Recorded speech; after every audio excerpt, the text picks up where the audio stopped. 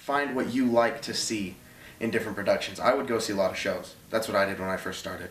See a lot of shows, see what I liked, what I didn't like, what I thought worked well, seemed natural, you know. It's a really hard thing, and you really got to find what you like in everything, you know, the setting, the lights, the acting, the movement, you know, how the dances are choreographed, performed, the block, I mean, the list goes on and on. But really just find what you like, you know, read into it, like, and maybe study other directors. You know, if you see a play that you like, see who the director was and what else they've done.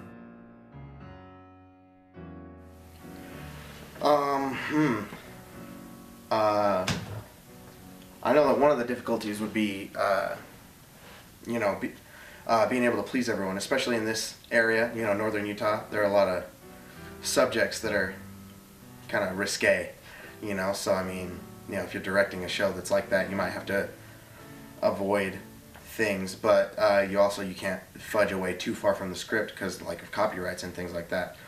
I would say another big thing would be, I don't know, just being good, you know, it being enjoyable. You gotta, obviously you've gotta like it, but you gotta know what the audience will like. You gotta know what they'll want to see. They need to know everything, you know.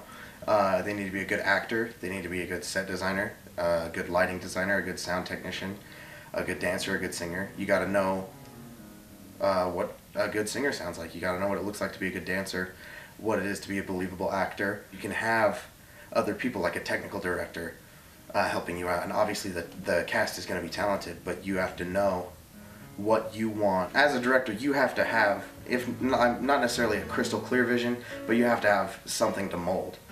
You know what I mean? And then what you're using to mold is the actors, the music, the set, the lighting.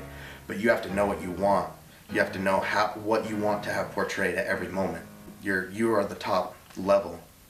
If you don't have that idea, then it's not going anywhere.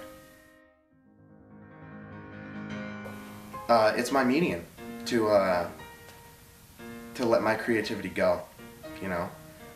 You have artists, you have songwriters. I'm a director, you know. I mean, there's a play. I mean, you can take Romeo and Juliet, do it a completely different way. Every director is different. You can do it differently. That's the beauty of theater. You could pop in a movie, it's the exact same thing. And yeah, you go see a show, it's the same script, but it's different people. And so that's the beauty of theater, is every time it'll be different. Even if it's the exact same show, it's not. It's never the exact same show. And even going further with that, every performance is different. You know what I mean? Opening night, everybody's a little cold. Closing night, everybody's anxious because it's their final night. Sometimes the audience is, you know, really hot and excited and energetic. Other times they're dead, and you got to make up for that with your own energy. It's really keeps you on your toes. But sorry, I'm kind of sidewinding here, but I would say that it's my medium. You know, I can let my creativity flow. My favorite director, my high school director, Janet Cook. She is so much more than a director. She's an artist. She's a visionary. I would be sitting there. I wouldn't be in a scene, and so I'd be sitting with her from time to time, and I would just, the stuff that she could see before it was even there. You know, we'd be there on a blank stage, nothing, no lights, not even microphones, no set, nothing. Just like her visions in her head. Every minute detail of the set, she sees it. Every bit of the scene that we're in, she's a part of. She can almost feel it. And honestly, like, she's incredible. I don't know why she's not on Broadway directing things. She's an absolute visionary. It's always been a passion, you know. I've always loved it. I think as a kid it was because I wanted to be famous. I think now it's just, in many ways, it lets you let go. You unwind, and you can forget about your problems because you get to be somewhere else. You're so in the element.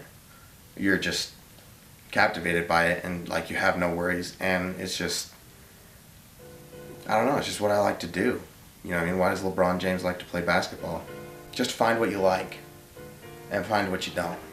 Start big, you know, stage your screen, and then just watch a lot. Watch a lot of stage production and just find what you like. Genres of stuff, styles of doing things. Just study, honestly, and just hone your craft. never stop practicing, never stop getting better.